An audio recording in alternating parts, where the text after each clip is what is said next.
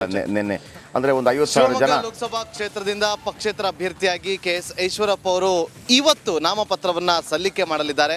ಇವತ್ತು ನಮ್ಮೊಂದಿಗೆ KS ಈಶ್ವರಪ್ಪ ಅವರಿದ್ದಾರೆ, ಅವ್ರನ್ನ ಮಾತನಾಡ್ತಾ ಹೋಗ್ತೀನಿ.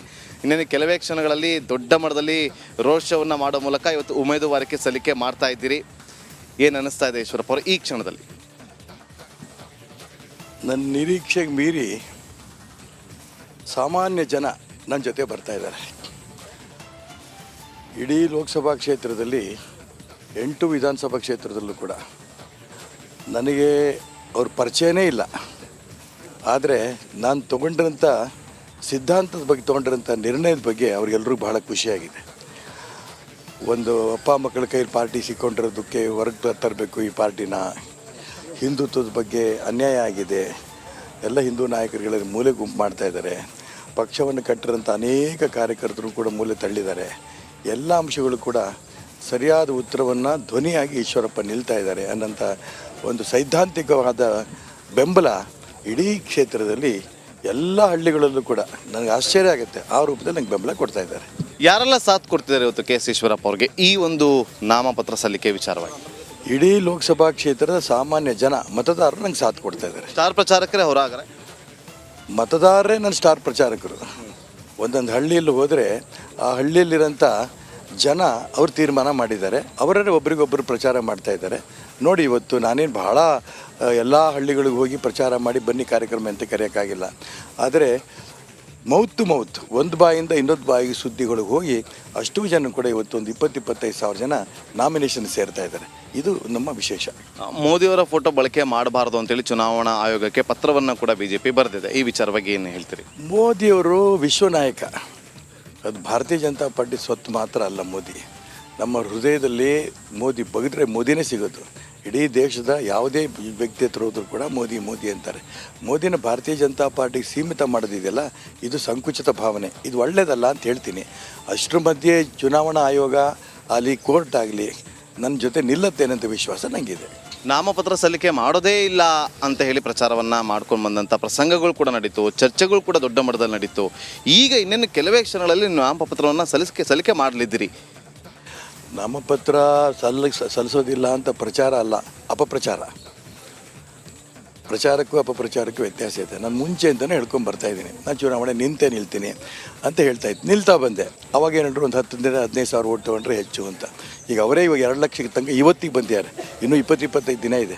ನೋಡಿ, ಈ ಚುನಾವಣೆಯಲ್ಲಿ ನಾಮಪತ್ರವೇ ಸಲ್ಲಿಸಲ್ಲ ಅಂತ ಹೇಳಿದಂಥ ವ್ಯಕ್ತಿಗಳದ್ದು ಇವತ್ತು ಚುನಾವಣೆ ಸೋಲಾಗುತ್ತೆ. ಜನರ ಪರವಾಗಿರೋಂಥ ಈಶ್ವರಪ್ಪ ಈ ಚುನಾವಣೆಯಲ್ಲಿ ಗೆಲ್ತಾರೆ. ಎಷ್ಟು ವಿಶ್ವಾಸ ಇದೆ? 100ಕ್ಕೆ 100 ವಿಶ್ವಾಸ. ಯಾಕೆಂತಂದರೆ ನೀವು ಸುಮ್ಮನೆ ನನ್ನ ಹತ್ರ ಮಾತಾಡೋದಕ್ಕಿಂತನೂ ಶ್ರೀಸಾಮಾನ್ಯರ ಹತ್ರ ಮಾತಾಡ್ಕೊಂಬನ್ನಿ ಹೋಗಿ, ಎಲ್ಲೋದ್ರೂ ಕೂಡ ಅವ್ರು ಹೇಳ್ತಾರೆ ನಾವು ಈಶ್ವರಪ್ಪ ಬೆಂಬಲ ಕೊಡ್ತೀವಿ ಅಂತ. ಇದಾಗಿತ್ತು KS ಈಶ್ವರಪ್ಪ ಅವರ ಮಾತು. ಕ್ಯಾಮ್ರಾ ಪರ್ಸನ್ ರಾಜು ಜೊತೆ ನಾಗೇಂದ್ರ ಬಾಬು, ರಿಪಬ್ಲಿಕ್ ಕನ್ನಡ, ಶಿವಮೊಗ್ಗ. ಓಕೆ, ಶಿವಮೊಗ್ಗ ಲೋಕಸಭಾ ಕ್ಷೇತ್ರದಲ್ಲಿ ವೆರಿ ಫಸ್ಟ್ ಟೈಮ್ ಅವರು ಪಕ್ಷೇತರರಾಗಿ ಸ್ಪರ್ಧೆ ಮಾಡ್ತಾ ಇದ್ದಾರೆ.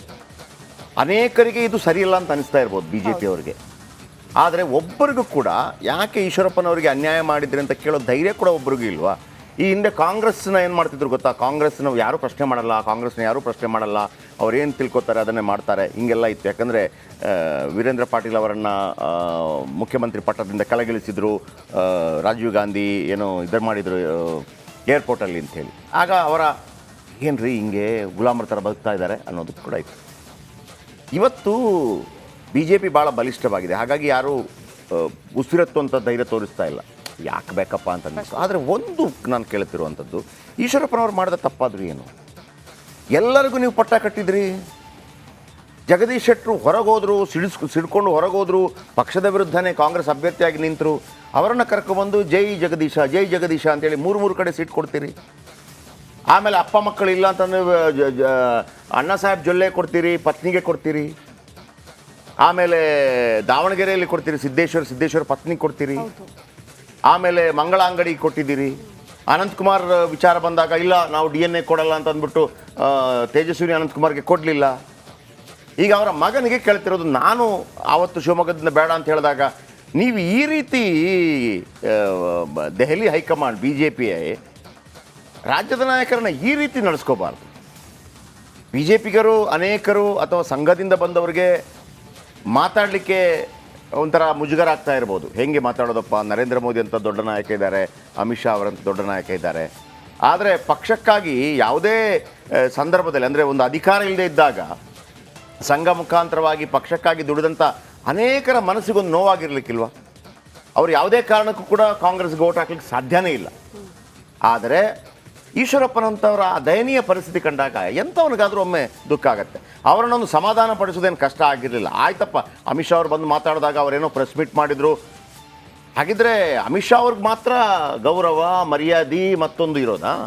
ಹಾಗಿದ್ರೆ ಈಶ್ವರಪ್ಪನವ್ರಿಗೆ ಇಲ್ವೇ ಇಲ್ವಾ? ಅಮಿತ್ ಶಾ ಅವ್ರು ಫೋನ್ ಮಾಡಿ ಹೇಳಿದ್ರಂತೆ ಬನ್ನಿ ಸರಿ ಮಾಡೋಣ ಅಂತ. ಅವರೇನೋ ಪತ್ರಿಕಾಗೋಷ್ಠಿ ಮಾಡಿದ್ರಂತೆ, ಹಾಗಾಗಿ ಅವ್ರಿಗೆ ಬೇಸರ ಆಗ್ಬಿಡುತ್ತಂತೆ.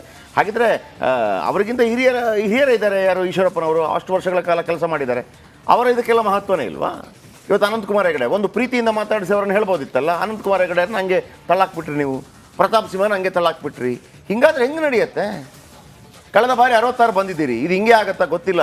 ಇವನ್ ಅಮಿತ್ ಶಾ ಅವರ ಕೈಗೆ ಬಂದಿರುವಂಥ ರಿಸಲ್ಟ್ ಪ್ರಕಾರ 16 ಅನ್ನುವಂಥ ಮಾಹಿತಿ ಬರ್ತಾ ಇದೆ ಅಂತ BJP ಬರ್ತಾ ಇರೋದು. ಹಿಂಗೆ ಮಾಡಿದ್ರೆ ಹಿಂಗೆ